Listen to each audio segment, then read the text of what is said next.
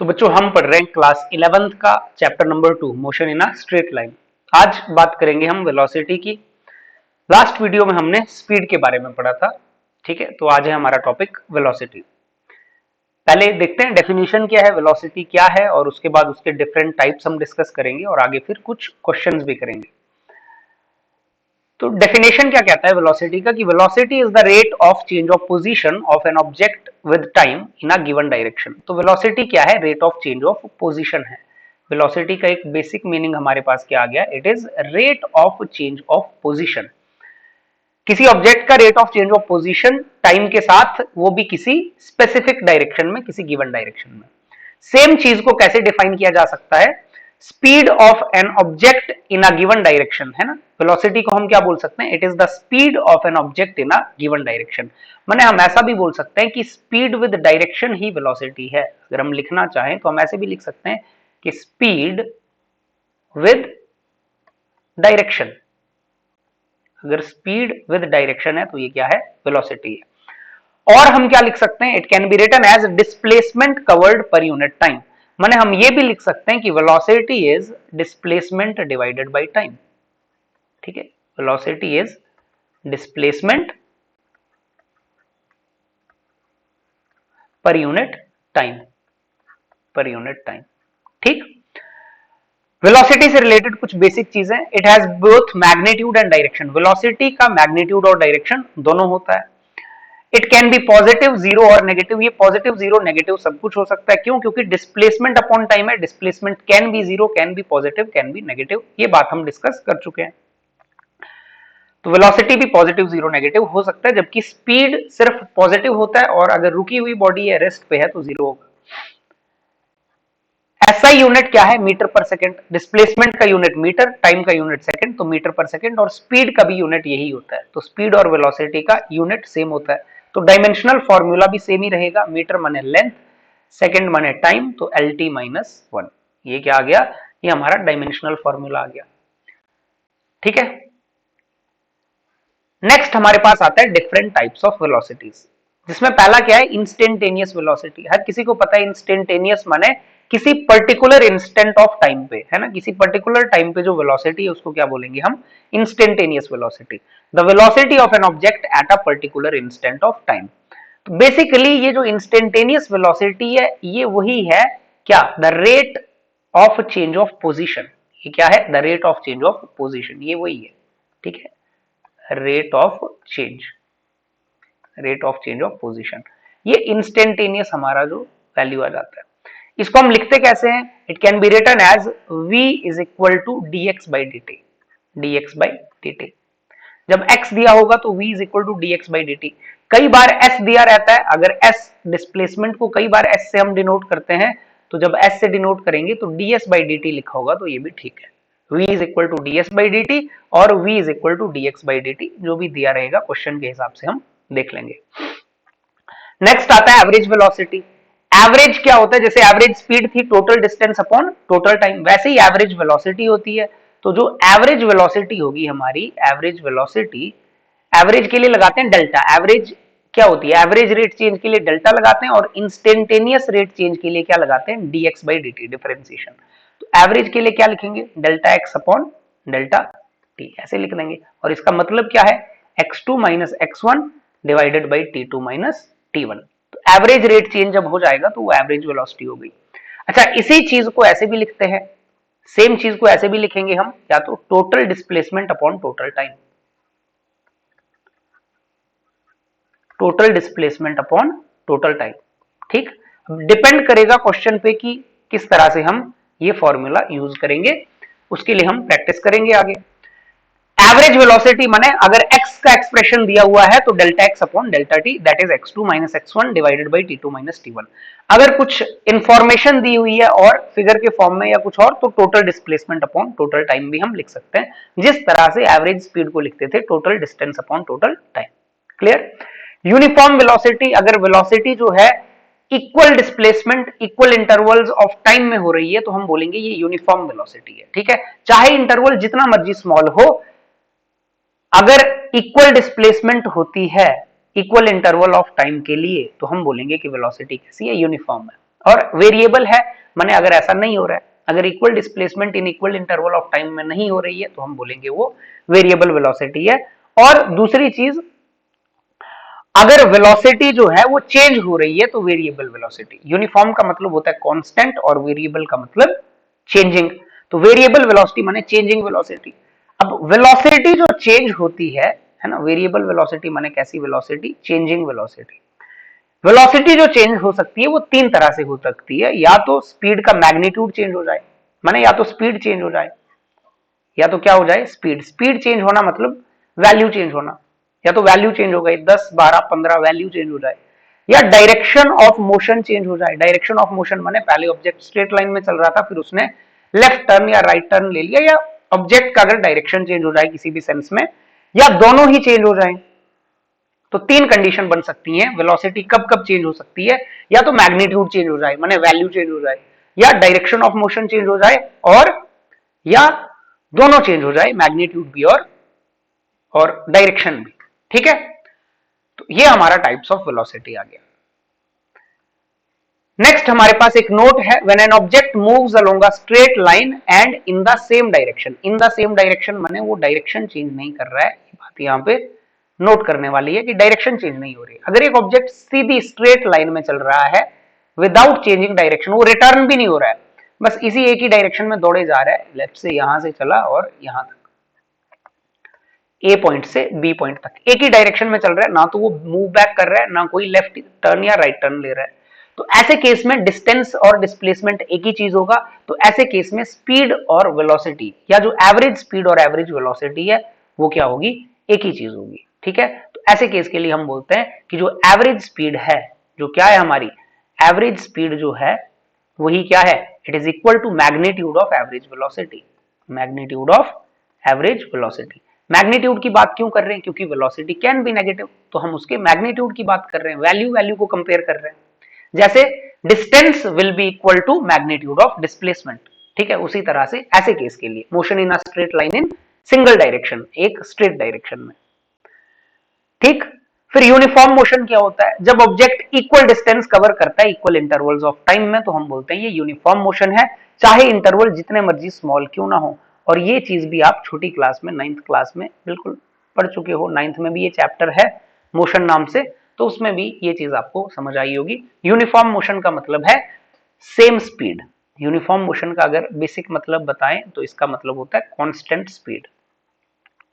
किसी ऑब्जेक्ट की अगर स्पीड कांस्टेंट है तो वो यूनिफॉर्म मोशन है। ठीक है, कि equal distance in equal intervals of time.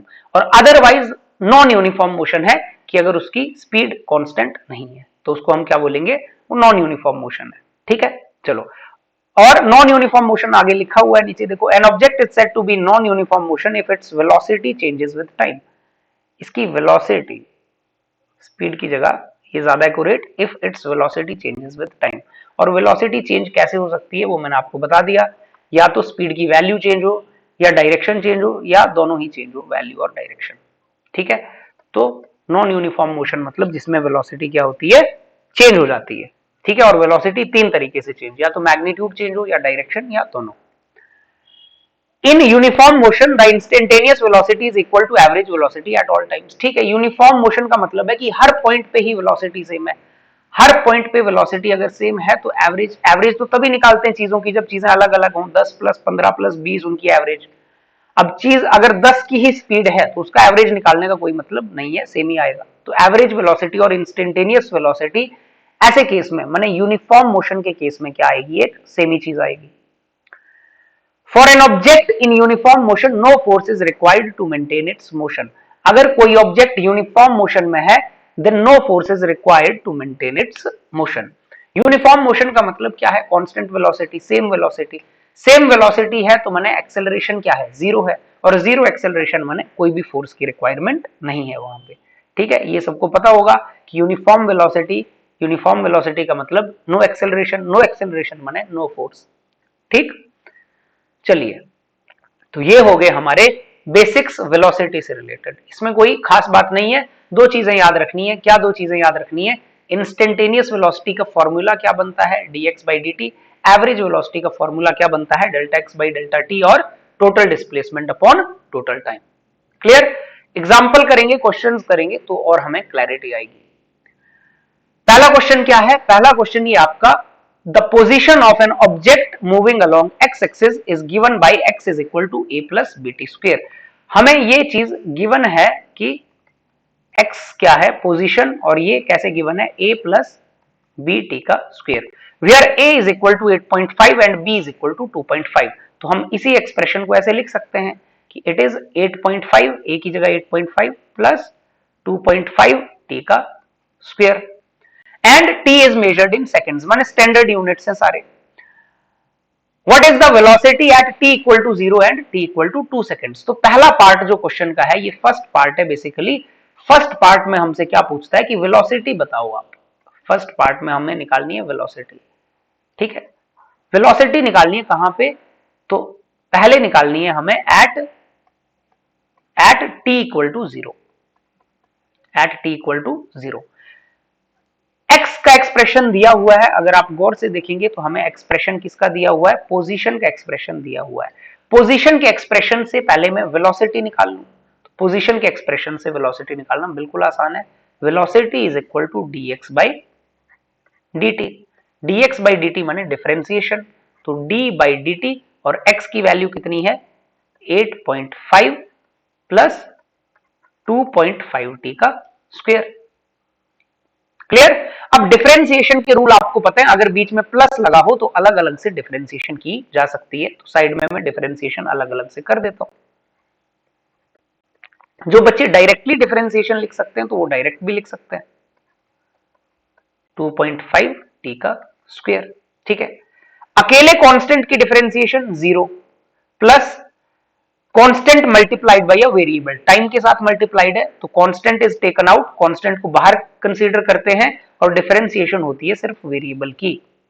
जब कांस्टेंट वेरिएबल के साथ है तो कांस्टेंट को बाहर खींचेंगे और डिफरेंशिएशन होगी वेरिएबल की। तो कितना आ गया 0 प्लस 2.5 टी स्क्वायर की differentiation, power comes out, power is decreased bye 1। सबको पता है 2t आएगी, पावर रूल लगाएंगे, पावर को बाहर खींचेंगे और एक पावर कम कर देंगे। तो ये कितना आ गया 2.5 इंटू 2 माने 5t। तो वेलोसिटी क्या आ गई हमारे पास, वेलोसिटी क्या आ गई हमारे पास, वेलोसिटी आ गई 5t, ठीक है। तो बिल्कुल सिंपल हमने यहां पे लिख दिया, ठीक है। At t is equal to 0, velocity कितनी आ गई, वेलोसिटी आ गई 5t। तो अब t अगर 0 है तो वेलोसिटी आ गई 5 इंटू 0, कितनी आ गई 0 मीटर पर सेकेंड। और दूसरा हमसे क्या पूछता है, दूसरा पूछता है at t is equal to 2 second. तो at t is equal to 2 second, 2 second पे वेलोसिटी कितनी होगी 5 इंटू टी, 5 इंटू 2 माने कितनी 10 मीटर पर सेकेंड। क्लियर? तो ये हमारी वेलोसिटी की वैल्यू माने फर्स्ट पार्ट क्वेश्चन का हो गया। सेकंड पार्ट में हमसे पूछता है, ये सेकंड पार्ट है, मैंने 2 लिख दिया। What is the average velocity between t is equal to 2 second and t is equal to 4 second. तो सेकंड पार्ट में हमसे पूछता है एवरेज वेलोसिटी। तो हमें पता है, we know that average velocity का फॉर्मूला क्या होता है, v average is equal to delta x divided by delta t। तो इसको हम कैसे लिखेंगे, x2 minus x1 divided by t2 minus t1।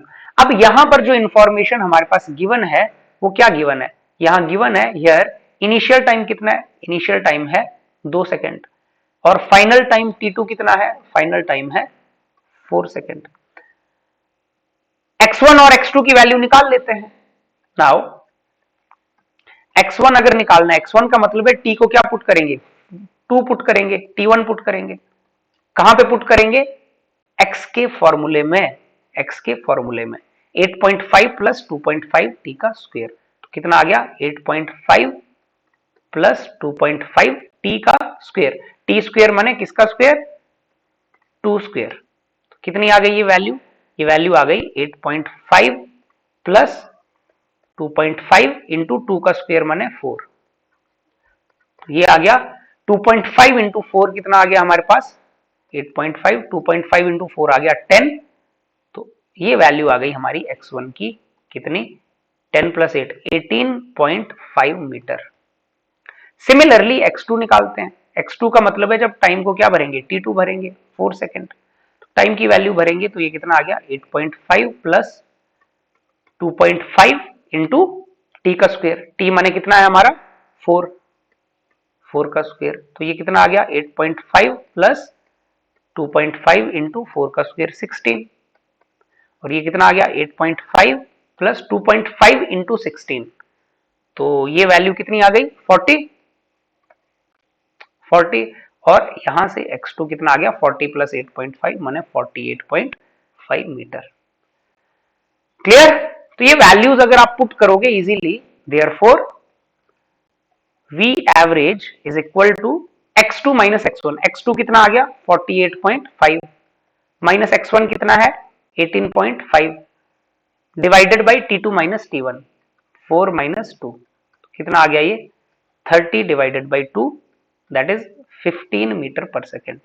तो एवरेज वेलोसिटी जो हमारी आ गई वो आ गई 15 मीटर पर सेकेंड, किस इंटरवल के लिए 2 सेकेंड टू 4 सेकेंड।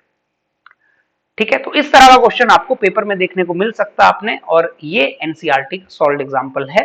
ठीक है, एनसीईआरटी में आपकी सॉल्व्ड एग्जांपल दिया हुआ है ये। क्लियर?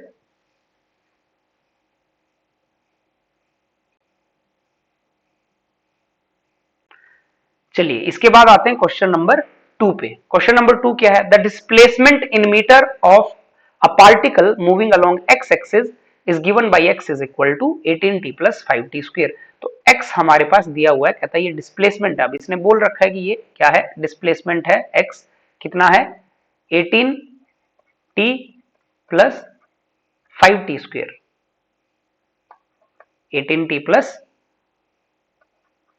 5t का स्क्वायर। ठीक, तो ये डिस्प्लेसमेंट है। कैलकुलेट इंस्टेंटेनियस वेलोसिटी, तो पहला पार्ट क्या है, इंस्टेंटेनियस वेलोसिटी माने dx बाई dt, तो dx बाई dt माने डिफरेंशिएशन। अब डिफरेंशिएशन करनी है इस सारी वैल्यू की, तो मैंने तो आपको क्या बोला कि जब डिफरेंशिएशन करनी है बीच में प्लस आ जाता है तो अलग अलग से हम कर सकते हैं डिफरेंशिएशन।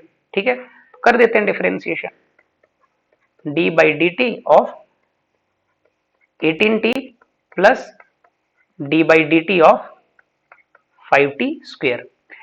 18 मल्टीप्लाइड बाई t है ना, तो कांस्टेंट कम्स आउट, डिफरेंशिएशन होगी अकेले वेरिएबल की, plus 5 constant comes out, differentiation होगी वेरिएबल की माने t स्क्वायर की। ठीक है, तो ये आ गया 18, t की डिफरेंशिएशन 1 प्लस है ना t की, x की 1 होती है, x के रिस्पेक्ट में t की t के रिस्पेक्ट में 1 हो गई, 5 dt बाई, तो ये कितना आ गया t स्क्वायर की आ गई 2t, power comes out, power is decreased by 1, तो कितना आ गया ये 18 प्लस 10t, 18 प्लस 10t। ठीक है, तो v का एक्सप्रेशन आ गया हमारे पास, इधर लिख रहा हूं मैं, अब v कितना आ गया मेरे पास 18 प्लस 10t, ये v का एक्सप्रेशन आ गया, इंस्टेंटेनियस वेलोसिटी का एक्सप्रेशन। मुझसे क्या पूछा हुआ है, value of v at t equal to 2 second, कितने पे पूछी हुई है, at t equal to 2 second, तो लिख लेता हूं मैं एट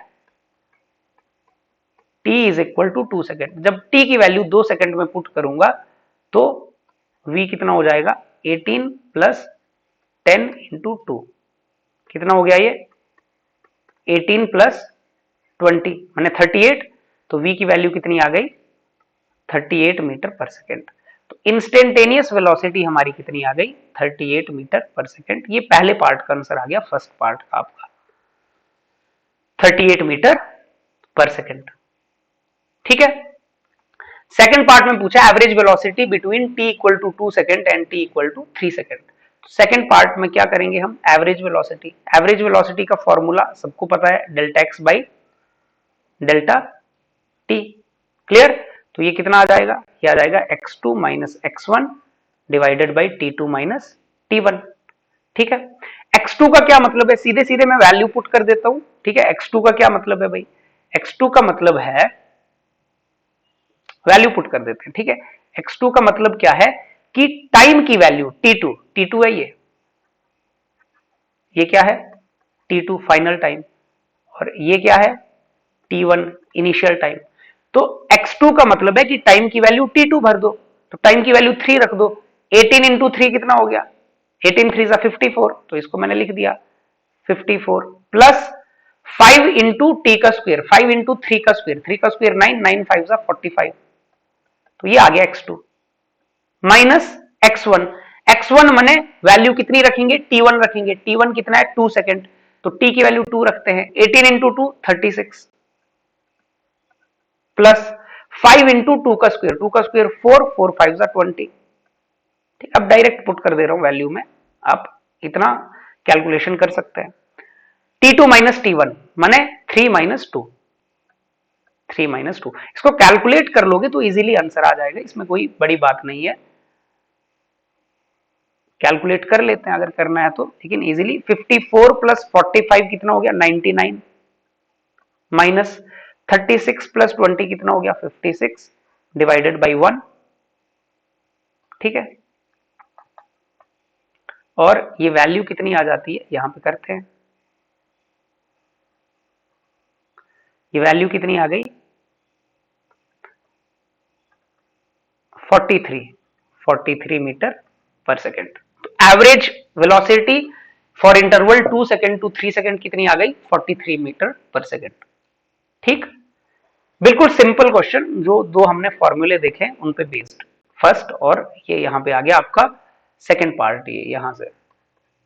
ठीक है, चलिए नेक्स्ट देखते हैं।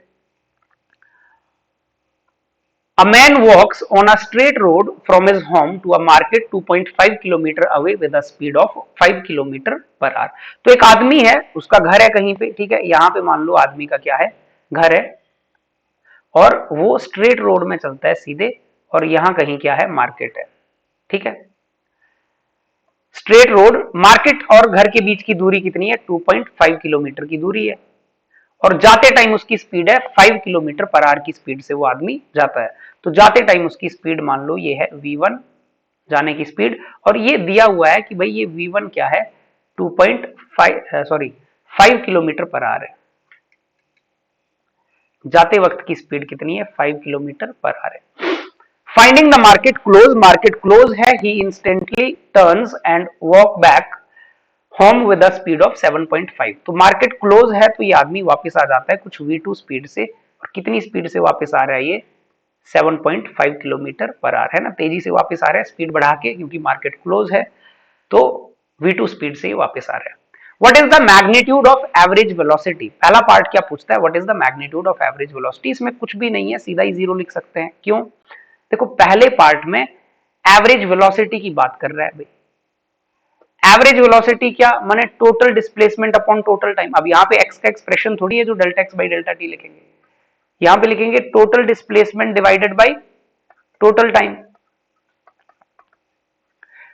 आदमी घर से मार्केट गया, मार्केट से घर आया तो जीरो डिस्प्लेसमेंट हुआ, और टाइम जितना भी लगा क्या फर्क पड़ता है, जीरो अपॉन टी समथिंग, तो कितना आ गया जीरो। तो पहला पार्ट तो हो गया। सेकंड पार्ट में क्या पूछता है हमसे, जो बी पार्ट है, average speed of the man over the interval of time 0 to 30, 0 to 50, 0 to 40, अलग अलग इंटरवल में कहता है उसकी क्या निकालो एवरेज स्पीड निकालो। ठीक है, तो ये एवरेज स्पीड हमने निकालनी है, और यही इसका मेन इंपॉर्टेंट पार्ट है इस क्वेश्चन का, बी पार्ट जो हमें समझना है। ठीक है, चलिए इसको समझते हैं हम। इसको समझने के लिए हम क्या करते हैं, पहले ना फिगर प्लॉट करते हैं, डायग्राम से समझते हैं थोड़ा सा, कि आदमी मार्केट जाता है, मार्केट से वापस घर आता है, और 0 to 30, 0 to 50 एंड 0 to 40 के इंटरवल्स है। चलिए तो मान लीजिए ये क्या है, ये आपका आदमी का घर है, होम है, और यहां से आदमी चला स्ट्रेट सीधा, और ये पहुंच गया आदमी मार्केट में।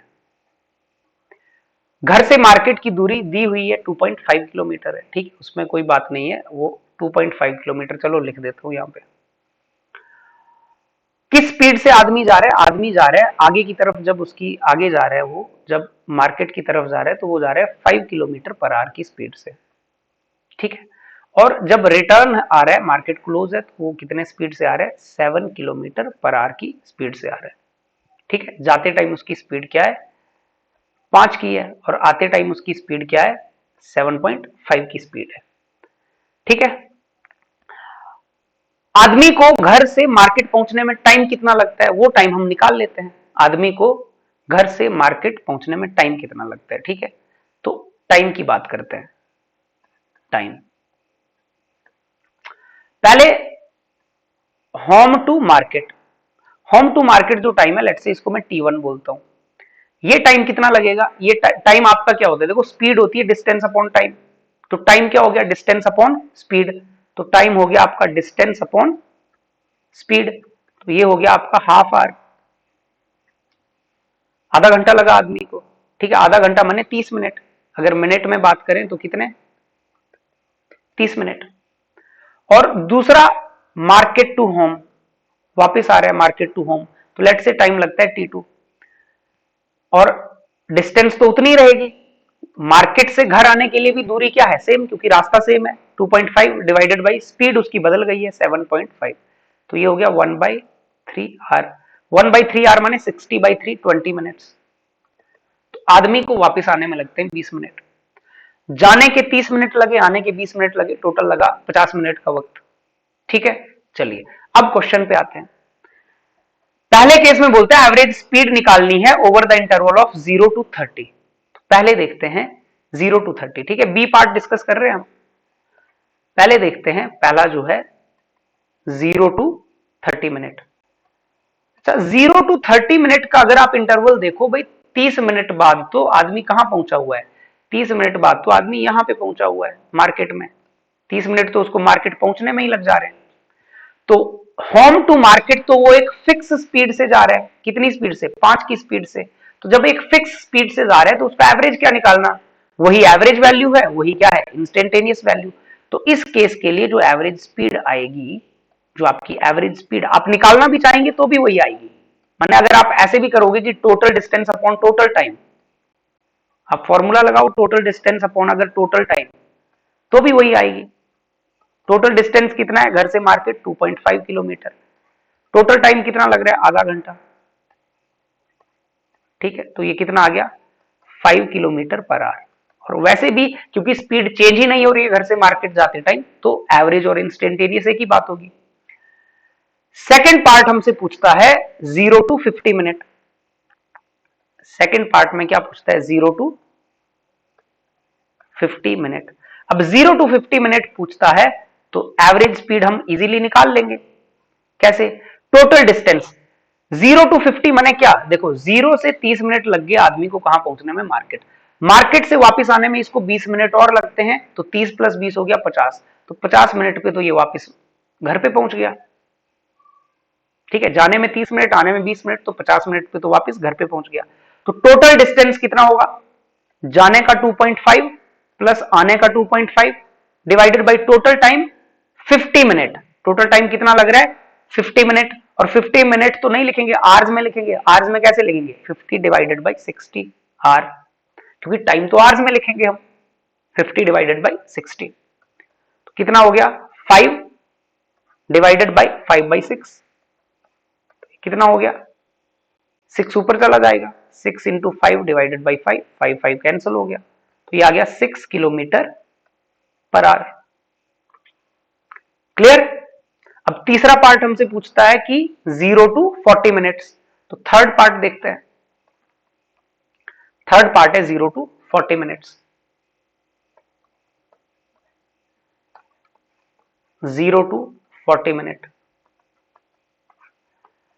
0 to 40 मिनट अगर हम देखें, जाने के लिए लगे 30 मिनट, आने के लिए लगे 20 मिनट, तो रिटर्न टाइम वो कांस्टेंट स्पीड से आता है। कितनी कांस्टेंट स्पीड है? 7 की कांस्टेंट स्पीड है। आते टाइम 7 की फिक्स स्पीड है, और आते टाइम उसको 20 मिनट लग रहे हैं वापस आने में। रिटर्न होने में कितना टाइम लग रहा है? रिटर्न होने में लग रहे हैं 20 मिनट। तो मैंने आधे रास्ते तक पहुंचने के लिए कितने लगेंगे? 10 मिनट लगेंगे। 30 और 10 40, यहां पहुंचेगा मिड पे 40 मिनट में। ठीक है, तो फिर 10 और लगेंगे, 50 हो जाएंगे। तो हमारे पास जो एवरेज स्पीड आई, एवरेज स्पीड क्या हुई भाई? Total distance. टोटल डिस्टेंस कितना हुआ? 2.5 तो लगा जाने का, 2.5 लगा घर से मार्केट, वापस मार्केट से आधे रास्ते तक। आधा रास्ता माने 2.5 डिवाइडेड बाई 2, तो आधा रास्ता माने 2.5 डिवाइडेड बाई 2 करोगे तो कितना आएगा? 1.25 divided by total time 40 minute. 40 minute को आवर्स में कन्वर्ट करोगे तो 40/60, तो ये कितना आ गया? 3.75 डिवाइडेड बाई 4/6 माने 2/3, कितना आ गया ये 3.75 इंटू 3 डिवाइडेड बाई 2। ठीक, तो ये वैल्यू कुछ ना कुछ आ जाएगी, कितनी आ गई ये वैल्यू 5 3 जा 15, 5 7 जा 7 3 जा 21 22, 3 3 जा 9 और 2 11, 11.25 डिवाइडेड बाई 2, तो कितनी आ गई ये 5 2 जा 10, 6 है ना, 5 2 जा कितना आ गया 10, 6 और 2 5 किलोमीटर पर आवर। ठीक है, तो ये आपकी एवरेज स्पीड आ गई 0 to 40 मिनट के लिए। तो तीनों पार्टी हमने 1 by 1 डिस्कस कर लिए, और ये भी आपका इंपॉर्टेंट क्वेश्चन है, ये आपकी एनसीईआरटी की एक्सरसाइज में आपको मिलेगा। ठीक है, एनसीईआरटी की जो एक्सरसाइज है उसमें मिलेगा, और इस तरह का क्वेश्चन भी आपको पेपर में देखने को मिल सकता है। ठीक है, तो सिस्टेमेटिकली आप इसका सॉल्यूशन देख सकते हैं, बस आपने डायग्रामेटिकली इसको समझने की कोशिश करनी है, तो आपको इजीली समझ आ जाएगा। नेक्स्ट है हमारे पास question number 4। A particle moves along a straight line OX at time t, the distance x of the particle from O is given by, तो x हमें दिया हुआ है, चलिए x क्या दिया हुआ है 40 plus 12t minus t cube. How long would the particle travel before coming to rest, है ना, रेस्ट में आने से पहले ये पार्टिकल कितना ट्रेवल करता है, तो बिफोर कमिंग टू रेस्ट माने रेस्ट पे आना है फाइनली, तो रेस्ट पे आने का मतलब है जीरो वेलोसिटी। रेस्ट पे कब आता है पार्टिकल, जब वेलोसिटी क्या हो जाए जीरो। तो पहले वेलोसिटी निकाल लेते हैं dx by dt। अच्छा, जब x बीच में प्लस माइनस होता है तो अलग अलग से डिफरेंशिएट कर देते हैं, तो मैं डायरेक्टली अब अलग अलग से डिफरेंशिएट कर दे रहा हूं। अब आपको इतनी बात पता लग जानी चाहिए कि अलग अलग से सीधा ही क्या कर दी डिफरेंशिएशन, और डिफरेंशिएशन भी आपकी अब डायरेक्ट हो जानी चाहिए कि 40 की डिफरेंशिएशन 0, 12 जो है वो कांस्टेंट आया बाहर और t की डिफरेंशिएशन 1, माइनस टी क्यूब की डिफरेंशिएशन आएगी 3t square, power comes out, power is decreased bye 1। तो वेलोसिटी मेरी कितनी आ गई, वेलोसिटी की वैल्यू आ गई 12 माइनस 3t का स्क्वायर। जब पार्टिकल रेस्ट पे आएगा तो वेलोसिटी कितनी हो जाएगी 0, तो when v is equal to 0 this implies 12 minus 3t square क्या हो गया 0, तो यहां से 3t square is equal to 12, क्या मतलब है इसका, t square is equal to 4, और इसका मतलब है कि t की वैल्यू है 2 सेकेंड। टाइम कितना आ गया 2 सेकेंड, टाइम आ गया 2 सेकेंड। ठीक है, तो how long the particle travel before coming to rest, तो कितना ट्रेवल करेगा रेस्ट में आने से पहले। ठीक है, 2 सेकेंड पे पार्टिकल रेस्ट पे आ जाएगा, मान लो t इक्वल टू 0 पे पार्टिकल चला और t इक्वल टू 2 सेकेंड पे किस पे आ गया रेस्ट पे, तो कितना चला ये वो हमें निकालना है। आई बात समझ, at t equal to 0 x की वैल्यू देखो कितनी है, उसको x1 बोल देते हैं, x की वैल्यू आ जाएगी 40, 40 प्लस 12 इंटू 0 माइनस t की जगह 0 पुट कर दो, and at t is equal to 2 second, x2 आ जाएगी फाइनल वैल्यू, वो कितनी आ जाएगी 40 प्लस 2 भर दो, 12 टू जा 24 माइनस 2 का क्यूब कितना आ गया 8, तो ये वैल्यू कितनी आ गई 56। तो पार्टिकल चला कितना, पार्टिकल जो चला वो चला डेल्टा एक्स, डेल्टा एक्स माने final value minus initial value, कितना हो गया 16 मीटर। तो ये हमारा आंसर हो गया। ध्यान क्या देना है यहां पे, गलती कहां नहीं करनी है, ये चीज ध्यान देनी है कि इनिशियली जब आप चल रहे थे, जैसे ये है मान लो 0, ये है 10, ये है 20, ये है 30, फिर 40, फिर 50, फिर 60, t इज इक्वल टू 0 पे आपका पार्टिकल 0 पे नहीं था, जब आप t 0 भरोगे यहां पे इस एक्सप्रेशन में, जब आपने टाइम की वैल्यू 0 डाली तो x आएगा 40, माने ये x की वैल्यूज है, t इज इक्वल टू 0 पे इनिशियली पार्टिकल ऑलरेडी 40 पे था, पार्टिकल कितने पे था ऑलरेडी 40 पे था। अब जब वेलोसिटी 0 हो गई तो टाइम आया 2 सेकेंड, तो 2 सेकेंड बाद पार्टिकल पहुंच गया 56 पे, यहां कहीं आएगा 56, तो 2 सेकेंड बाद पहुंचा यहां पे, तो जो हमें वैल्यू निकालनी है वो ये निकालनी है कि पार्टिकल कितना चला। तो पार्टिकल 40 से 56 पे पहुंच गया। t इक्वल टू 0 पे पार्टिकल कहां पे था, 40 पे था। और जब वेलोसिटी 0 हो गई तो टाइम निकला 2 सेकंड, और 2 सेकंड बाद हमने x की वैल्यू निकाली तो वो आ गई 56। तो इनिशियली 40 पे था और बाद में 56 पे। तो कितना चला, 16 मीटर। ठीक है, तो आपने डायरेक्टली 56 नहीं लिख देना है, वो तब होता जब x, अगर मैं t 0 भरता और x भी 0 आ जाता। जैसे मान लो ये 40 होता ही नहीं एक्सप्रेशन में, एक्सप्रेशन होता सीधा x is equal to 12t minus t cube, तो वहां पे 40 कांस्टेंट टर्म है ही नहीं, तो आप t 0 भरोगे तो x 0 आ जाएगा, माने पार्टिकल ओरिजिन से चल रहा है। अगर ओरिजिन से चल रहा है तब आता 56 आंसर। ठीक है, तो ये ध्यान रखना है चीज। चलिए नेक्स्ट क्वेश्चन है हमारे पास। The displacement of particle is given by the relation t is equal to x minus 4। तो हमारे पास क्या है relation, t is equal to root x minus 4। ये डिस्प्लेसमेंट है पार्टिकल की, कहता है x, जो इस तरह से दी हुई है।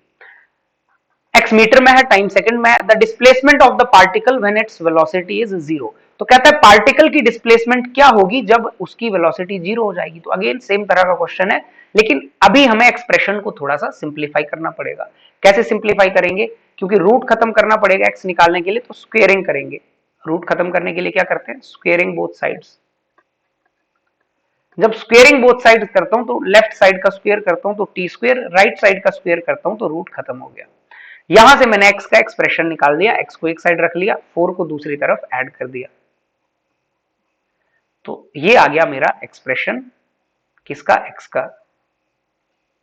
ठीक, तो नाउ वेलोसिटी, अब वेलोसिटी क्या हो जाएगी मेरे पास, वेलोसिटी निकालता हूं। नाउ जो वेलोसिटी है, वेलोसिटी क्या होती है, dx बाई dt। तो वेलोसिटी आ जाएगी, इसका डिफरेंशिएशन करूंगा, क्योंकि बीच में प्लस लगा है तो अलग अलग से डिफरेंशिएट करूंगा। टी स्क्वेयर का डिफरेंशिएशन आपको पता है कितना होता है, 2t, और अकेले कांस्टेंट का 0। तो वेलोसिटी आ गई मेरी कितनी, 2 into T. Displacement of the particle when its velocity is 0, माने व्हेन वेलोसिटी इज 0, जब वेलोसिटी 0 है तो माने 2t भी क्या है, 0 है। और जब 2t 0 है तो इसका मतलब टाइम भी क्या है, 0 है।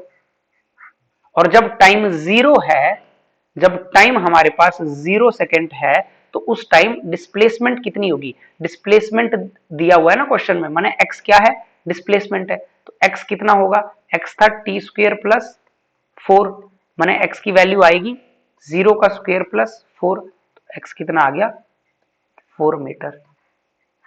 x की वैल्यू आ जाएगी हमारी 4 मीटर। ठीक है, तो स्टेटमेंट आपने पढ़ लेना, यहां पर इसने डिस्प्लेसमेंट देके रखा है। क्लियर, तो ये कुछ बेसिक से क्वेश्चन भी हो गए हमारा कॉन्सेप्ट समझने के लिए। जब चैप्टर खत्म हो जाएगा तो फिर हम पूरे चैप्टर के जरूर मिक्स्ड क्वेश्चंस भी कर लेंगे, 15 20 30 जितने भी क्वेश्चन हो पाएंगे एक वीडियो में हम सभी टॉपिक्स के मिक्स्ड क्वेश्चन भी कर लेंगे, जिसमें एमसीक्यू वगैरह भी होंगे। चलिए, तो अभी एक बार शुरू से देख लेते हैं। ये था वेलोसिटी के बारे में। वेलोसिटी क्या है, the rate of change of position in a given direction, और स्पीड विद डायरेक्शन, और डिस्प्लेसमेंट पर यूनिट टाइम। ठीक, इसके एसआई यूनिट डायमेंशनल फॉर्मूला, ये बहुत बेसिक बात है। इंस्टेंटेनियस वेलोसिटी माने dx by dt, और एवरेज वेलोसिटी माने delta x by delta t, and total displacement upon total time. ठीक है, वो डिपेंड करेगा सिचुएशन पे हम कैसे यूज करेंगे। यूनिफॉर्म वेरिएबल वेलोसिटी आप देख सकते हो, इंपॉर्टेंट पॉइंट्स भी आप देख सकते हो, बिल्कुल इजी हैं, आपको समझ आ ही गए होंगे। और उसके बाद न्यूमेरिकल्स हैं, जो न्यूमेरिकल्स आपने ट्राई करने हैं ये, और फिर इनके सॉल्यूशन देख के आप बाद में भी ट्राई कर सकते हो। ठीक है, तो अगर आपने ये टॉपिक पढ़ा हुआ है तो बिना सॉल्यूशन देखे आप पहले भी ट्राई कर सकते हैं। ठीक, तो ये था वेलोसिटी टॉपिक। नेक्स्ट लेक्चर में मिलेंगे हम एक्सेलरेशन के साथ, एक्सेलरेशन डिस्कस करेंगे। चलिए मिलते हैं नेक्स्ट लेक्चर में।